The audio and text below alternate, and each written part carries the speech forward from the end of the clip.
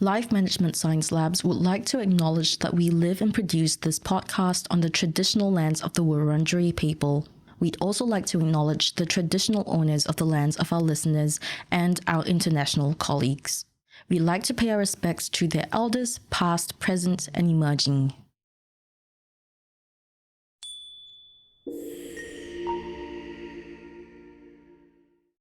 Hi, and welcome to Reloscope, the Relationship Science Insights podcast produced by LMSL, the Life Management Science Labs.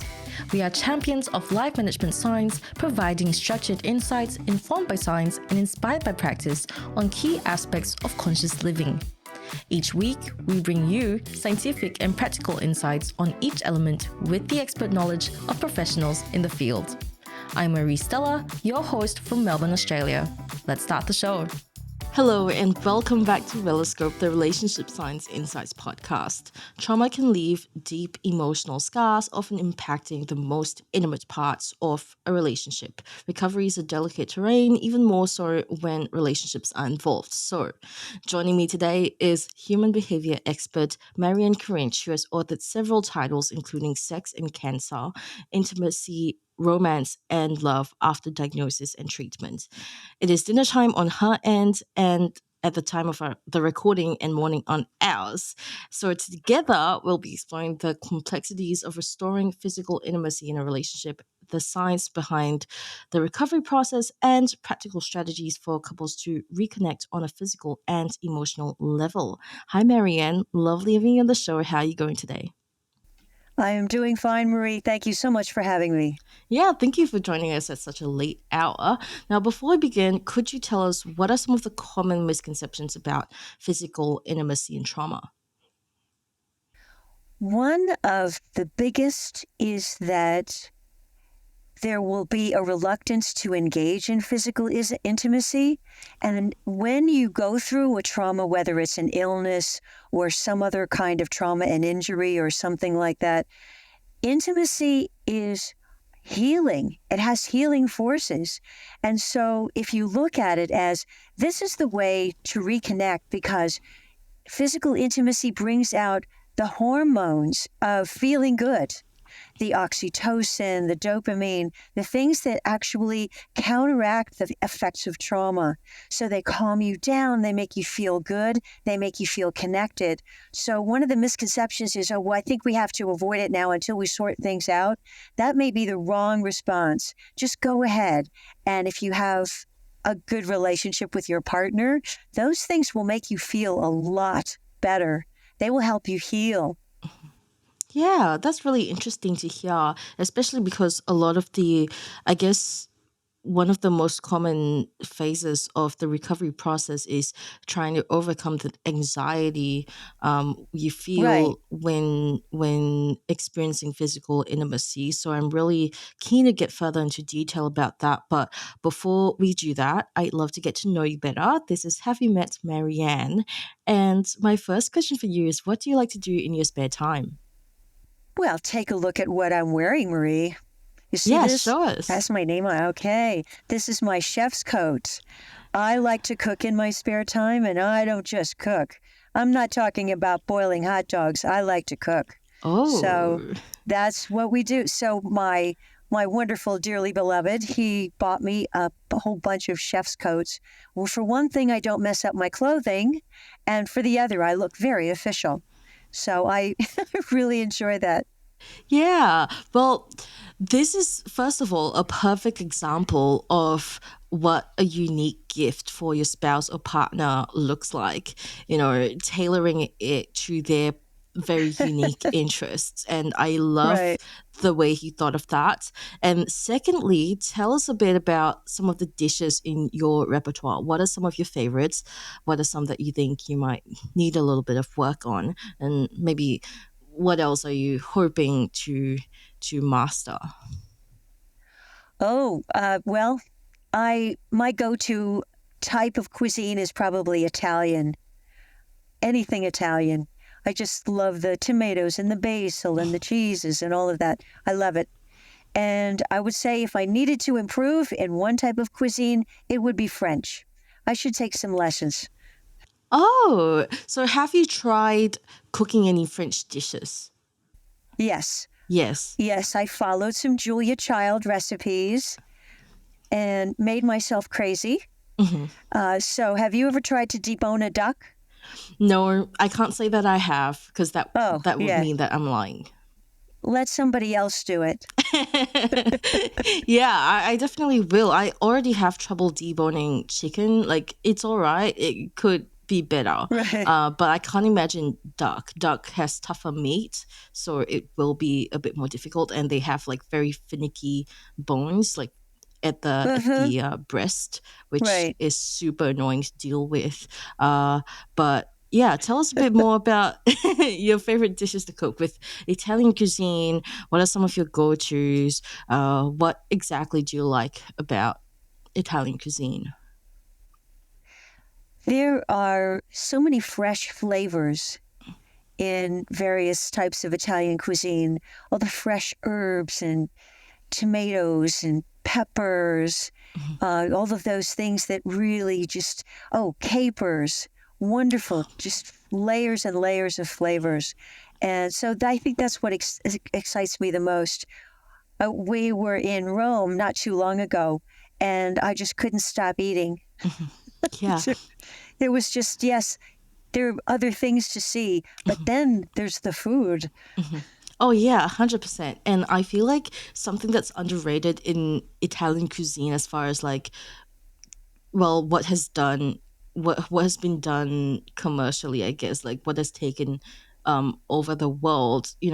Like pastas have taken over the world. Everyone's obsessed with pastas. But something that's underrated in Italian cuisine are their sandwiches, the focaccia sandwiches, where just a little spread of basil, not basil, sorry, Mhm. pesto, and like some prosciutto, or Right. like and fresh mozzarella makes for such a good but simple sandwich, right? Absolutely. Yeah. Absolutely. Yeah, so I definitely have to agree with you there. And what is a cuisine that you haven't tried that you really do want to? I have not tried a lot of Asian dishes.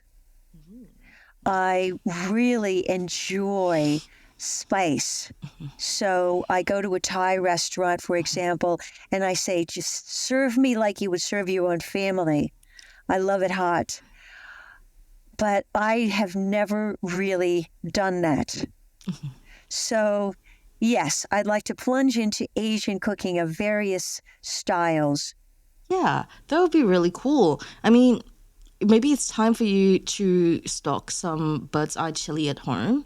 That's a very easy way to add on to the spice. And yeah, you know what? Like, surprisingly, interestingly enough, when I first started cooking, because there was a surplus of Western cooking tutorials where, like, Italian Uh-huh. food recipes and stuff like that, they're all over the internet, but not so much Asian cooking. I didn't see as much Asian chefs around, so I never really knew how to cook Asian food until recently. Like when I first started cooking, I was cooking just Western food left and right, but only recently have I really gotten into Asian cooking, and it's actually a lot easier than people think it is. Like, as long as I guess the first step is to just understand what flavor profiles go into a dish and Right. identify, like, associate what flavor profiles are um attributed to like a certain ingredient, like soy sauce or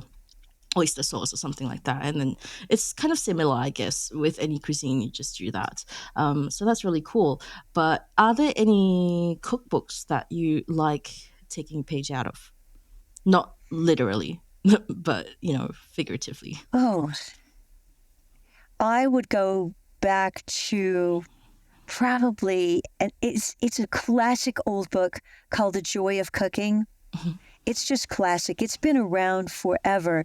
Our mothers and grandmothers, were using this book. But there's some really basic good gravy recipes, some casseroles, and if you don't really have a grasp of flavor profiles that you were talking about before, you get a good sense of what pairs and what you can build on. You have a basic white sauce, for example. How can you build on that to make it something different? So I really like the guidance in Joy of Cooking. I think anybody can follow it. Yeah. Anybody.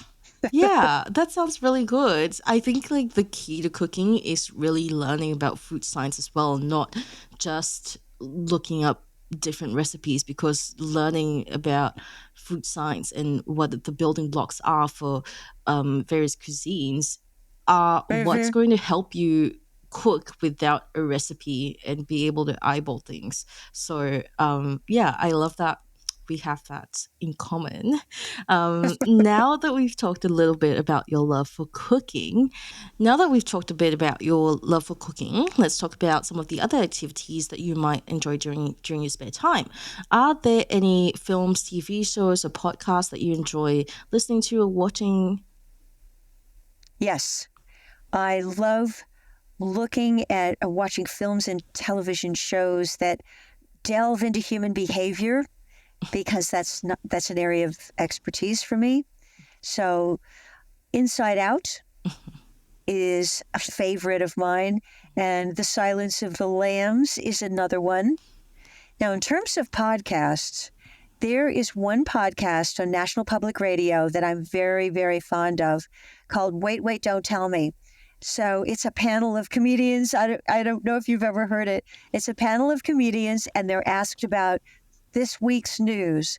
And so they give goofy responses, and you learn something about the news, but mostly it's just fun. It's just good fun.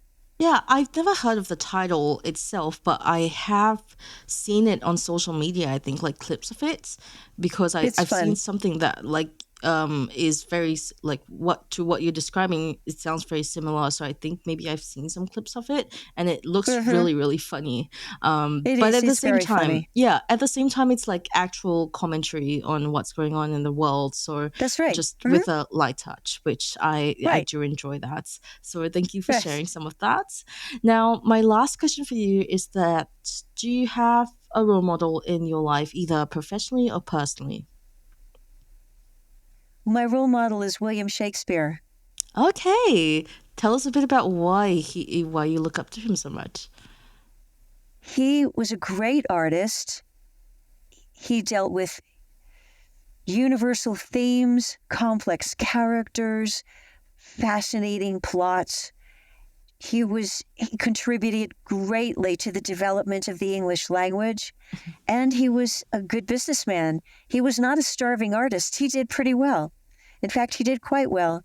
And so, as an artist, I always thought, I'm going to find ways, just like Shakespeare, to make this all work. And I have always looked up to him. Yeah, that's really nice. I feel like a lot of the artist mentality is like, or I have to be starving for my art to be valid or to be good, or but I don't like. I think there is a little bit of truth in that, but it doesn't have to be that way. After all, like you still need to survive in order for your art to go on. You need to be living. So yeah, that's a really nice person to look up to. Anyway, now that we have learned a bit about you and what you like, let's go into the interview and talk a bit about what it takes to restore physical intimacy after experiencing trauma. The first thing I want to ask is, what is a relationship? How would you describe it? I would describe a relationship as a connection, a mutual connection. So you can't have a relationship with a vase of cut flowers. But you can have a relationship with your cat. You can have a relationship with somebody that you are sharing a house with or married to. But if you are dating somebody whose objectives are completely different from yours, and you feel a connection and their agenda does not involve that connection, it's not mutual, that's not a relationship. Yeah, that's a really good way. It's like loving cut flowers. You don't get loved back. Yeah, I guess well, actually I was thinking like if something's dead, they can't like it can't possibly love you from a scientific point of view. But but does the relationship really end there?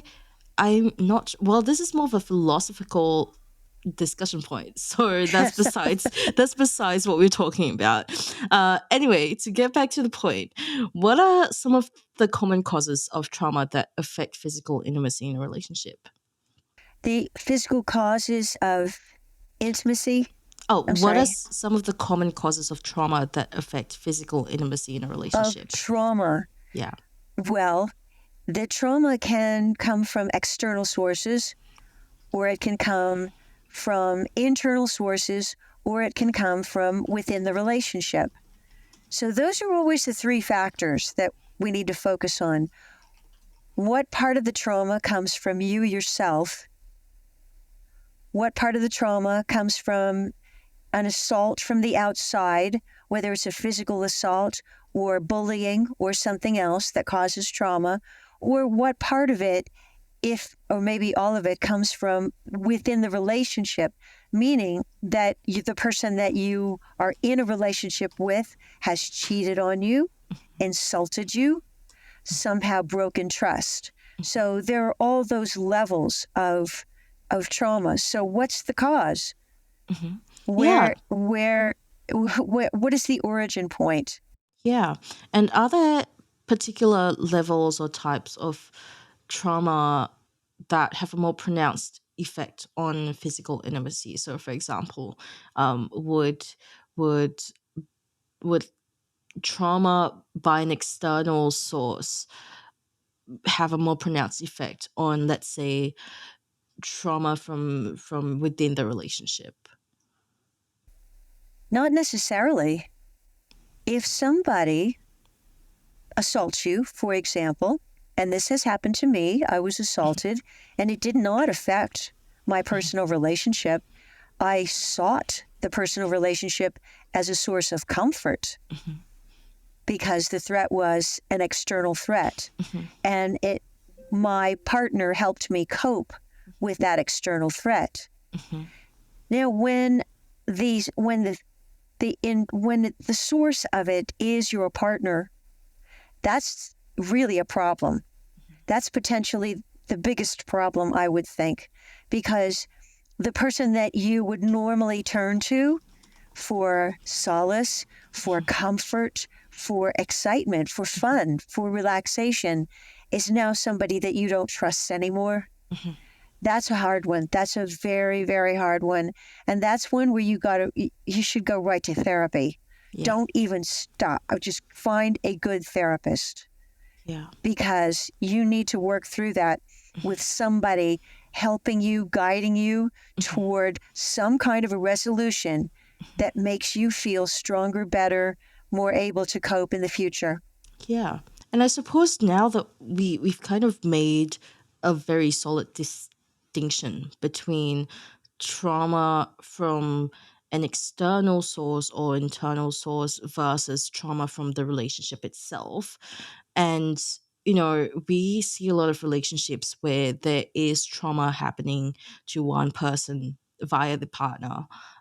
But and From the outside it seems clear this person should leave the relationship and seek help, but the person in the relationship who is suffering from this may not necessarily want to leave the relationship.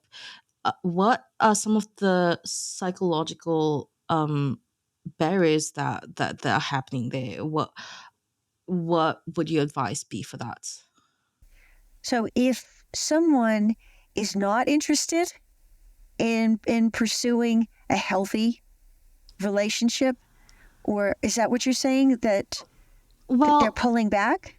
no. Well, relationships where someone is relationships where one person, well, like they are experiencing trauma from their partner in physical intimacy, Mm-hmm. or like trust is broken. For example, like someone's cheated, um, and this person is not willing to leave the relationship and seek help, or just seek help in general. We see that quite a bit, and more often than not, it's not like I don't want to pursue a healthy relationship, but more of I love this person too much to leave. So we do see that quite a bit.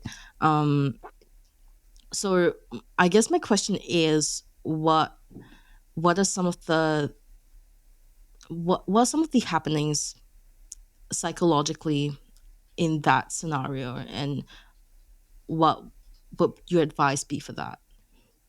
Well, if there is a situation where trust is broken and one person is willing to just stay in the relationship because, oh, I love you so much, I can't possibly leave you. And even though we don't go to therapy, I'm sure that things will work out. Well, let's grow up. It's time for that person who feels that way to grow up and realize that love does not cure injury. Love can help you cope with injury, but it doesn't in itself cure anything.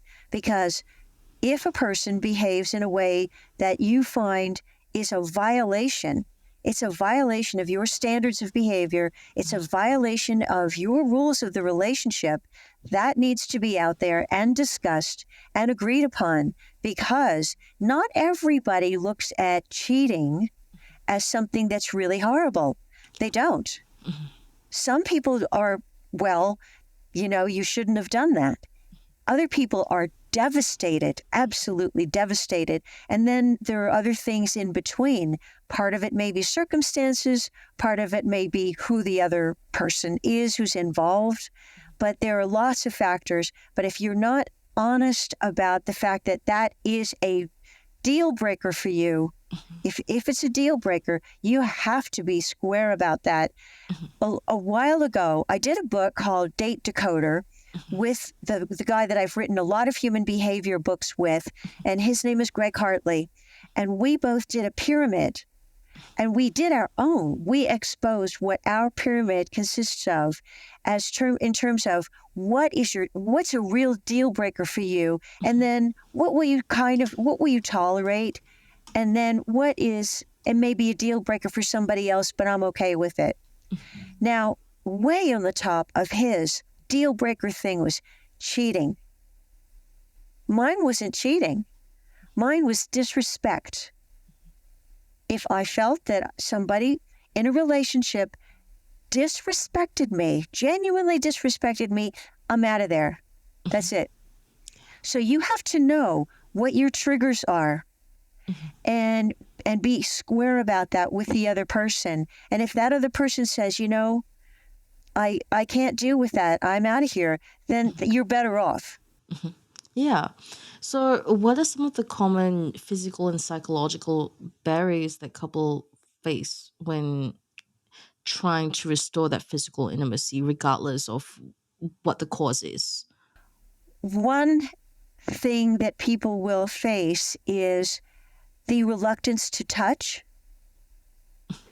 That is a real problem because that may be the very thing that you need, as I said in the beginning. And so they think, well, whether it's an illness or whether it's another type of trauma, so we should take time apart. Maybe so, but maybe not.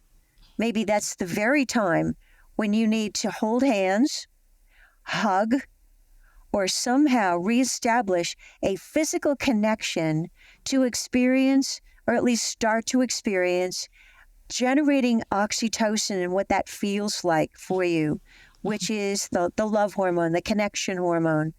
And so what I would recommend is you may be in the middle of something very difficult, but can you hold hands? Can you hug? How does that feel? If it feels horrible, that tells you something. But if it doesn't feel horrible, that tells you something too. And could you elaborate on how the lack of physical intimacy could affect the couple's day-to-day life? oh, sure, it can have an extremely negative effect because you lose that connection. I mean, do you have a dog? I have a cat. You have a cat? Okay, I'm a cat person too. But let's just say we both have dogs, right?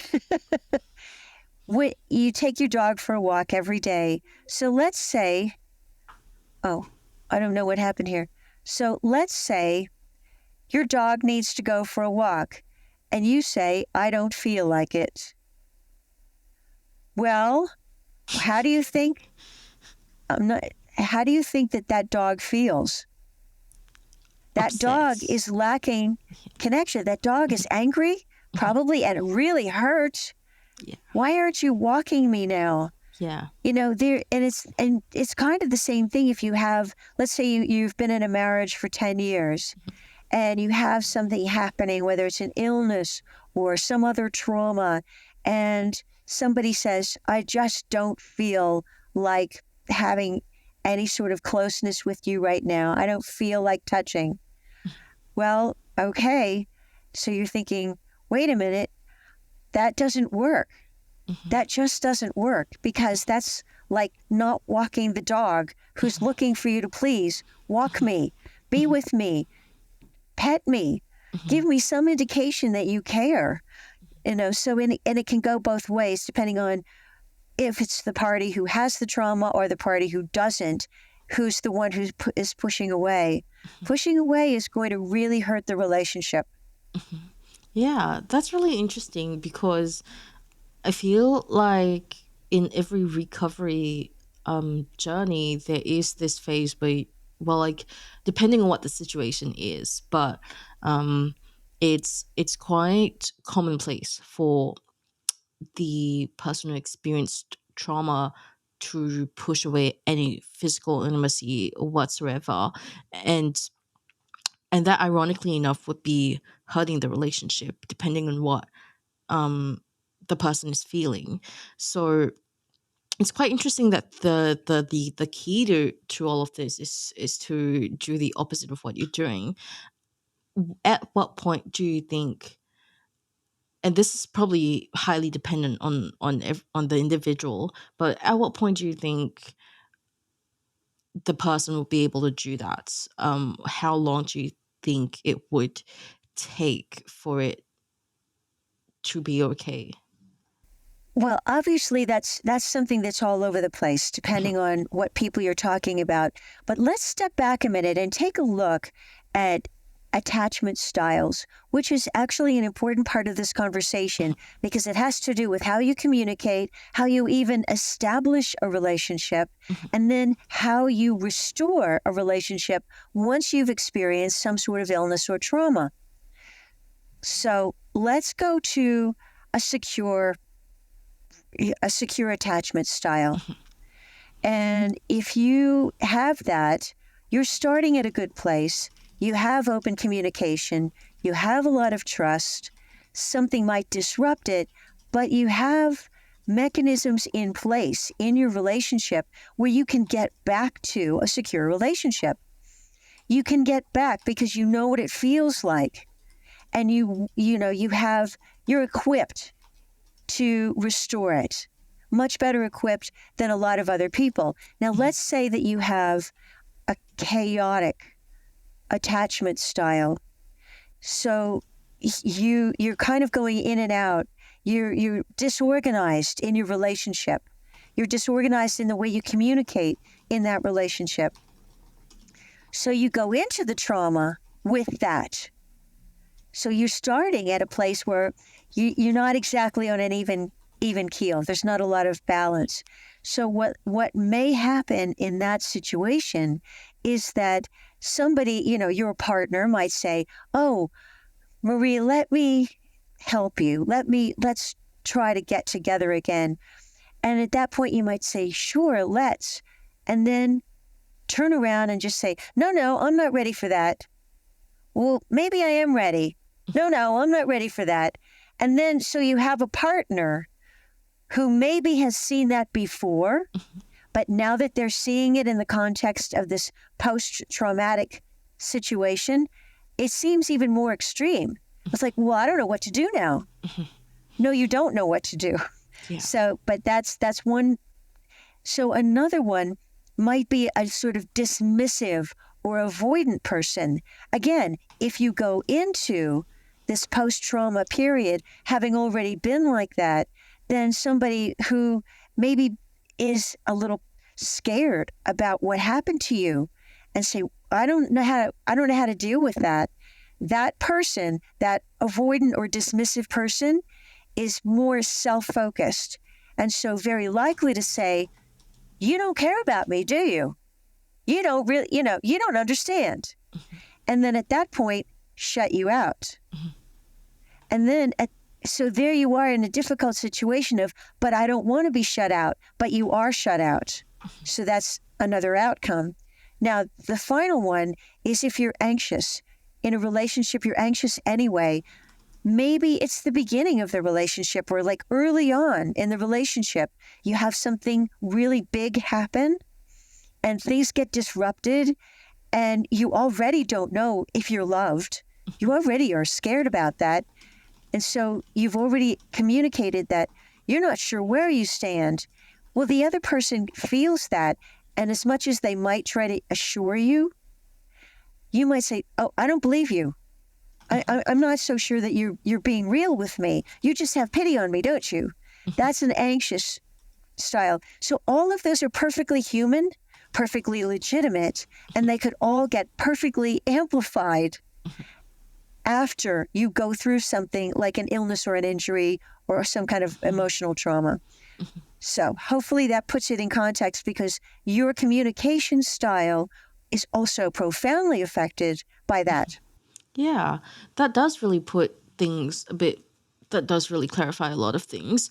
And are there ways to overcome some of these attachment styles through communication? Is there a way to go like, okay, I do recognize that my attachment style is very much anxious, and like, despite being wired this way, I will try to communicate in a healthier manner. Other ways to do this. Right. That's great. If you can identify that there is a problem, even if you can't describe it, that's fine. Okay, there's a problem here. We're not communicating well. You go to a therapist. There are therapists. I would particularly recommend a type of therapist called an emotionally focused therapist, EFT.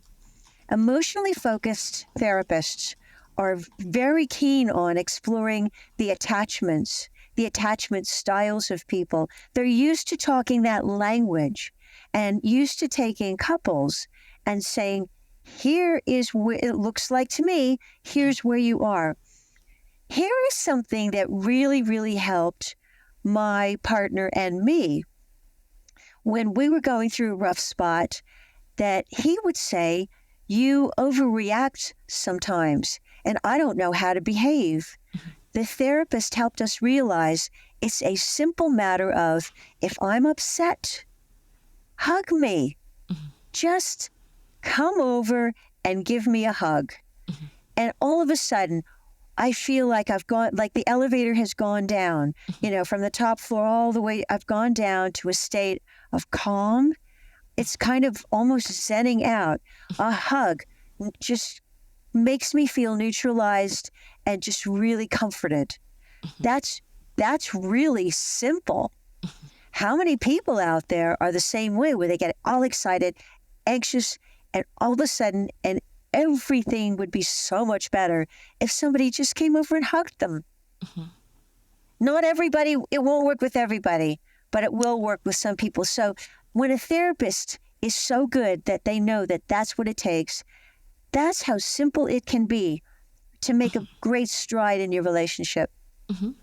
Yeah, that sounds really good. And I personally never really looked into seeing a therapist for my relationship. And I'm sure a lot of other people feel the same way. Well, I feel like couples therapy has become a bit more commonplace now, which is great. But there Oh, it are, is. Yeah, it well, has. yeah. Yeah. But Yeah. unfortunately, not a lot of people not everyone can afford it. So what would your recommendation be for people who Uh, are unable to commit to it? right. And I completely understand that. That's a factor. Well, there are a lot of us who have written books about this. There are great YouTube videos out there. There are lots of resources. Now, I'm not saying that all resources are created equal, but this is one of those times when you can actually use artificial intelligence to help. And I don't think that we should fear it all the time. Yeah. I don't think it would hurt one bit to ask Chat GPT for guidance on what would be a good YouTube video to watch if I'm experiencing anxiety in my relationship. And I'm not saying that that's as good as therapy. It's not. Yeah. But we do have tools at our disposal that can point us in a direction. Also, there are the person I referenced earlier, Greg Hartley, that I wrote the human behavior books with. He has something called the Behavior Panel on YouTube, and the Behavior Panel focuses mostly on news. People in the news, are they telling the truth? What happened in this trial or that trial? It's very edgy. But at the same time, if you look at people who are interested in the Behavior Panel are likely to also look at these other videos. You get a sense of context. Oh, okay, these guys are great. Behavior Panel is great. But people who are interested in that are also looking at these other things. And then you can see kind of what in the world people are exploring that helps them understand human behavior, their own and other people's. Yeah, that's a great way to look at it. I also did come across this mobile phone app called Paired that's for couples and anyone in a relationship that gives couples like a prompt or a question a day Oh, to right. answer for each other. Have you heard of it? Yeah. Yeah. Well, I've heard of something like it. The precursor to it, Marie, is decades old. Decades old. It was something called Eliza, and I think it was developed in the 90s. I'm serious. This is old technology, and it was a program that simply asked questions, and it would help people, and people would interact with it as though it were a therapist. So this is way old technology, but it's the foundation technology for a lot of what we have now, which is it's the questions that help you figure out the answers. They're just good questions. That's the big deal. And that's the part of this, the self-analysis part of this, that's a really good habit to develop. Whether it's a book or whether it's a YouTube video or whether it's some program, it's something that helps you go through a self-analysis so that you're not blaming other people if things aren't working. Don't just blame other people. Try to figure out, wait a minute, what part of me has to do with this? What part of me is contributing to this trauma? So essentially what you're saying with having communication with your partner is, first of all, figure yourself out, what you want and what you prioritize, what you value. Second of all, potentially find a therapist, and if not, find some kind of resource online, because there are a bunch of resources available and you just have to look for the right one.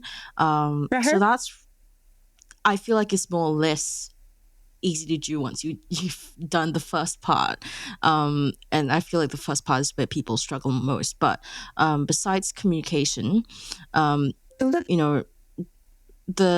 creating a safe and supportive environment when it comes to, especially after trauma, after when trying to recover from trauma, can be really, really important for the recovery.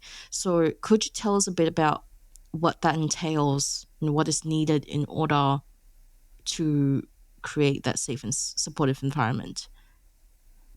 Know what does the opposite to you, first of all. Know what triggers anxiety in you, whether it's noise or temperature or something, tone of voice, environmental factors, relationship factors, internal factors. What makes you nervous? What triggers the very thing that you are trying to suppress or avoid? What is it? What makes you angry? What brings out the negative in you? And then look at, how do you get rid of that? Does it mean you take a walk? A breath of fresh air? Do you have chocolate? A cookie? What makes you feel just a little better? What kind of interaction, what kind of communication makes you feel better? And who? Do you need to call a girlfriend right now?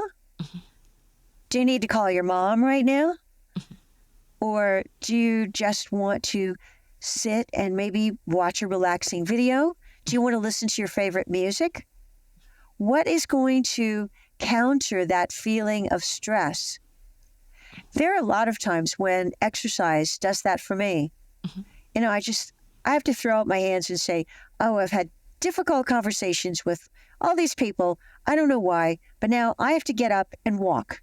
I just have to get out and walk. So know what personally gives you comfort. And then in a relationship, can you share that with somebody?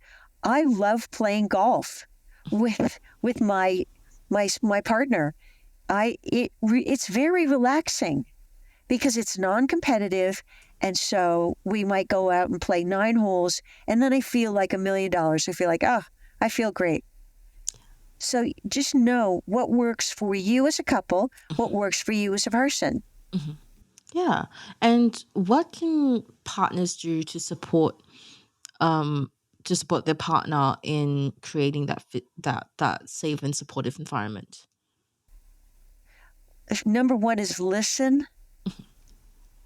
When somebody says, wow, I feel great this morning. I woke up and I just feel great this morning. Make note of that. What was the temperature of the room? What did you do before you went to sleep? What was the first thing you saw when you woke up? Was it hummingbirds? Was it sunshine? What was it? Or do you like the fog and rain? Why do you feel good? Understand, just listen. What is making that person feel so good right now? And how do you find that again? So now that we've covered some of the building blocks to recovering from trauma in a relationship, can trauma lead to positive changes or positive outcomes in a relationship, like perhaps increased empathy and communication at all? Is there a light at the end of the tunnel? Absolutely. That is the first article about my own cancer that was published.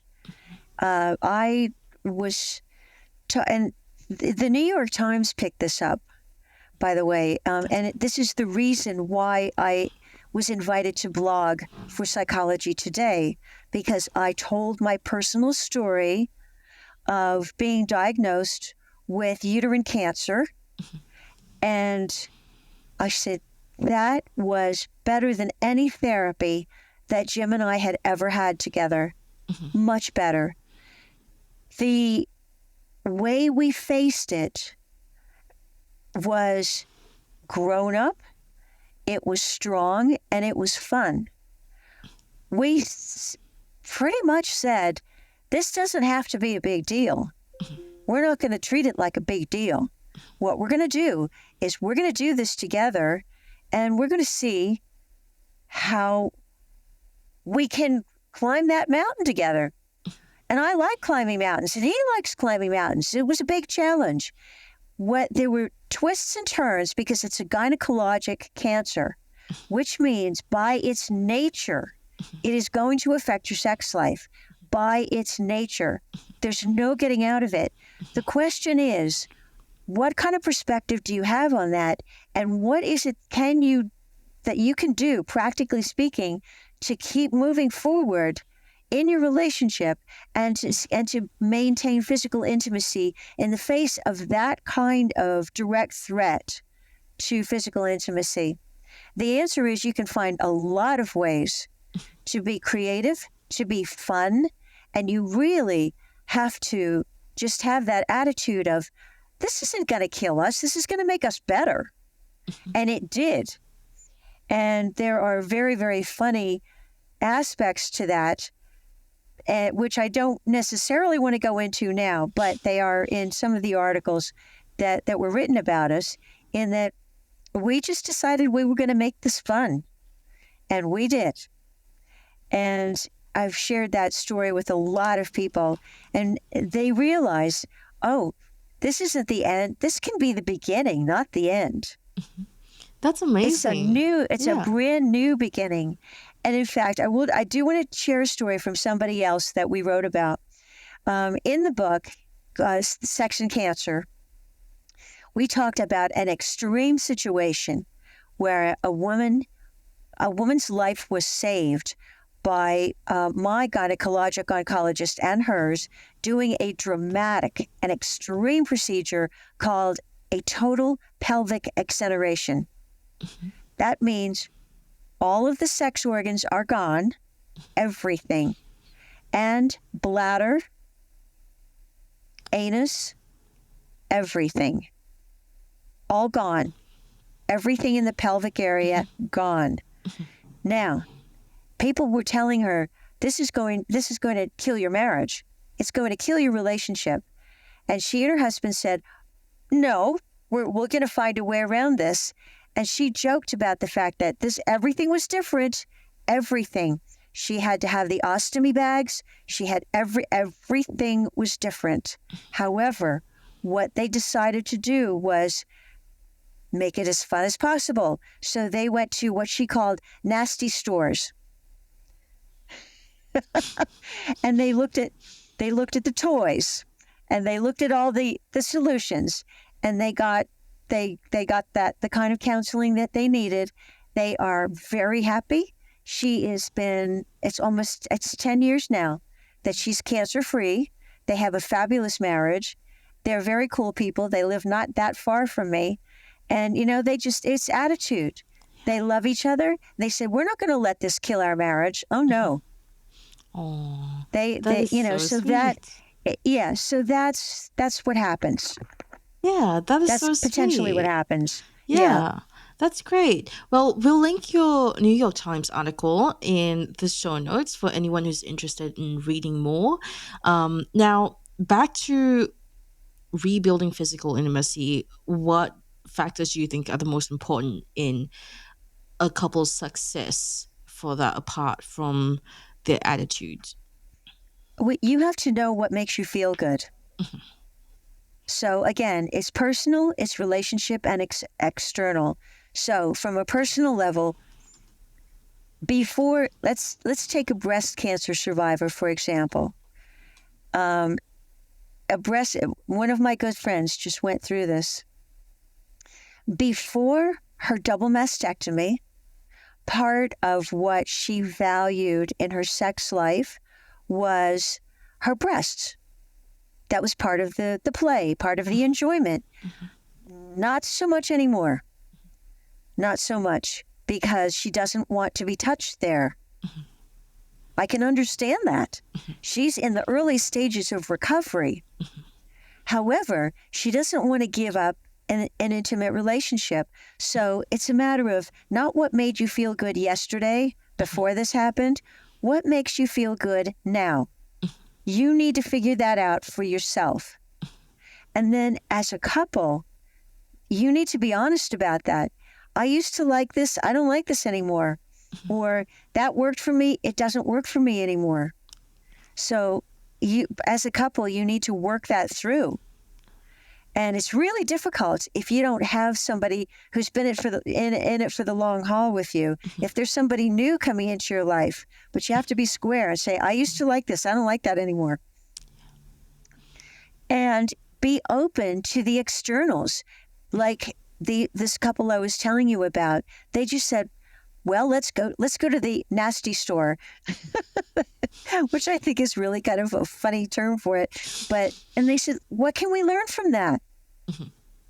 Is there something that we can get from that to give us some ideas to help us out? So put it all together. There are lots and lots of resources, and don't just make assumptions. Just say, okay, let's make this as much of an adventure as we can. Yeah, that's a really good way of looking at it. And I think that, the relationships that are the strongest are the ones where they go like, I'd rather do it differently together than not Mm-hmm. do anything together at all. Mm-hmm. And that's really what solidifies the relationship, I think. And now that we've covered all of that, we'll move on to the practices and habits section, where we talk a little bit more about the practical sides of recovering from trauma in a relationship. And the first question I have for you is, what practices would you recommend for individuals who have experienced trauma that affects their physical intimacy in their relationships? What kind of habits or activities would you recommend for them? Well, again, I would take it back to the person and say, you need to understand yourself. What gives you comfort? What makes you feel good? That's fundamental to having a really rich relationship with another person. Is if you don't know your own preferences, if you don't know that eating broccoli puts you in a bad mood because you don't really like broccoli, you need to be honest with yourself. Yeah. And you don't necessarily have to make a written list, but you really need to know, I really like gelato. Gelato puts me in a good mood. Broccoli puts me in a bad mood. Yeah. And I suppose something really simple, all the basics of life. Yeah, and I suppose a level of self-reflection is very much needed here. So, are there any practices that you can recommend doing for self-reflection? I know what works for me.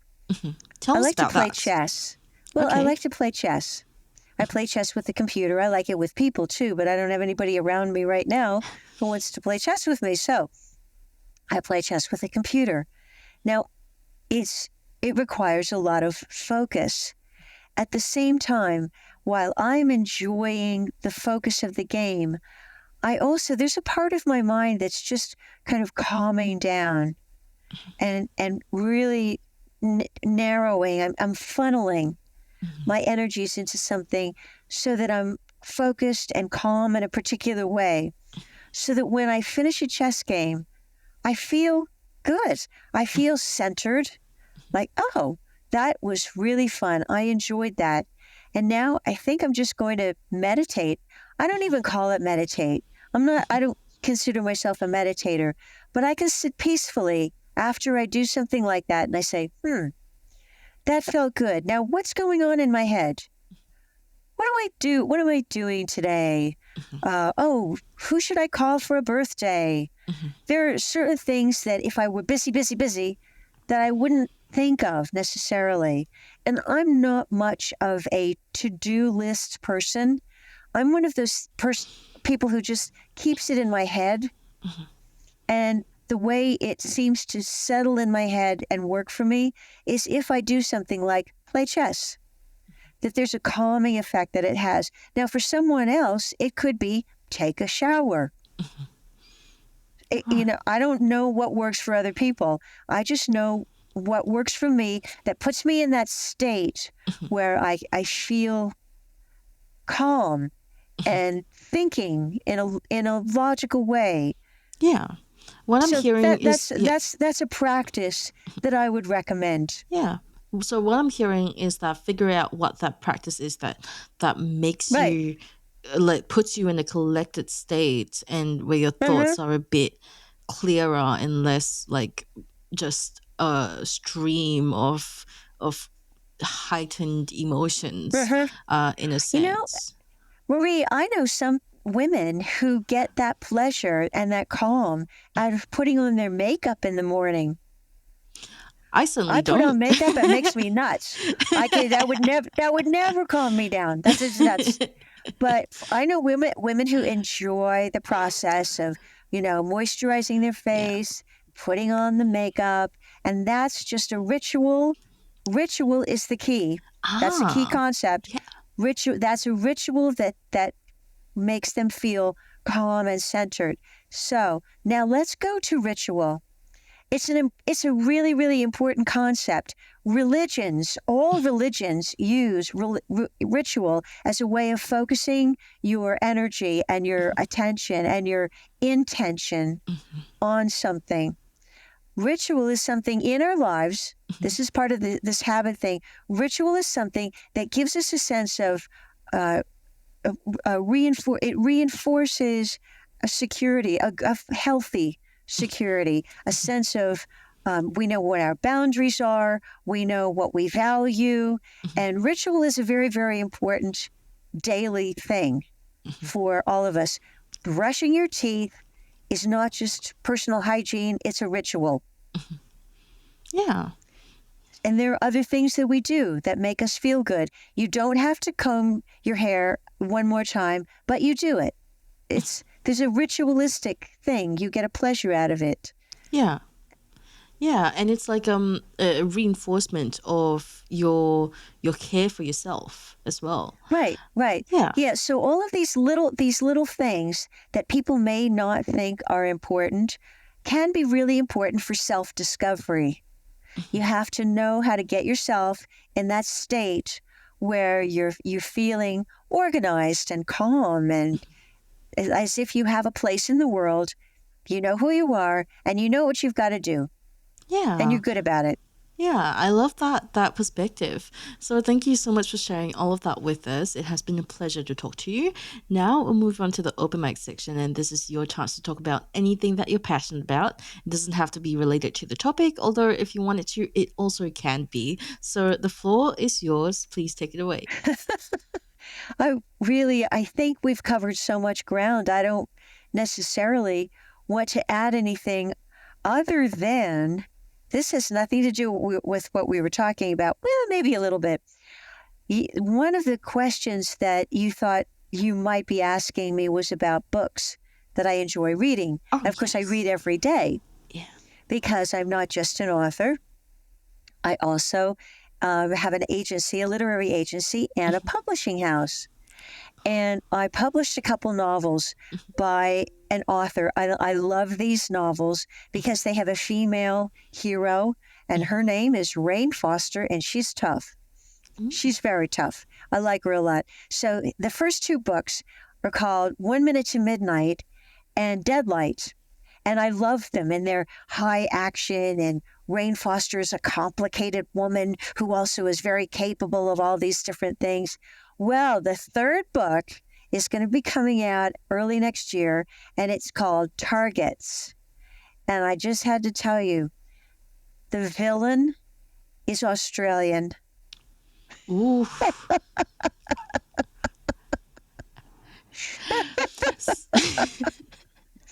I'm sure your audience will love it. I'm sure we will. We do love we are pretty self-deprecating, so I'm sure we love to they're see great some stories. They're great stories, and I just had to throw that in there. That I've loved reading these books, but I'm looking forward to the next one. So Yeah, that's I'll have to send great. you a copy. Yeah, we will. We will have to link that in the show notes so that you can the audience can check it out. Thank you, Maryann, for joining us today. If our listeners want to find out more about you and what you do, where can they go? I'm sorry? If our listeners want to find out more about you and what you do, where can they go? Oh, where can they go? Oh, to find me. Oh, well, let's see. They can find me all over just Google me. It's maryann@karinch.com. Yeah, And fantastic. that's my email. No, that's my email. I'm not going to shut anybody out if they email me. But also, I'd really like it. I mean, I do have a personal website, but I'd really like it if people would go to the publishing company that I have called Armin Lear, ARMINLEAR.com, arminlear.com, because you get a sense of my interests. I mean, who cares about my interests? I think I reflect what a lot of people are interested in. They're interested in controversy and great stories. I love stories. Stories that really get you going through a transition from being concerned about somebody to celebrating the fact that they have a great personal victory. So I do a lot with memoirs and novels, and I love story-based anything. Story-based books are just my favorite. So you find a lot of that. That's what we do, and yeah, and we always welcome questions and submissions and all kinds of things. So yeah, we're Yeah. very, very open to that. Excellent. We'll link that in the show notes as well. Thank you everyone for tuning in, and thank you once again, Maryann, for joining us during the evening time on your ends. We'll catch you in the next episode. All right, Marie, it was a pleasure to be with you. Thanks. You've been listening to Reloscope, the Relationship Science Insights podcast produced by LMSL, the Life Management Science Labs. For more episodes like this from 10 different life management perspectives, search LMSL on YouTube, Apple Podcasts, Google Podcasts, and Spotify, or wherever you listen to podcasts, so you can get updated on everything we have to offer. We have a wide range of topics readily available for you to check out. If you enjoyed this episode, please consider rating our show, sharing it, and subscribing to our channel, as it helps us grow and bring you more quality resources. More of our work can be found on our website at re.lmsl.net, where you can join our movement. I'm Marie Stella. Thanks for tuning in.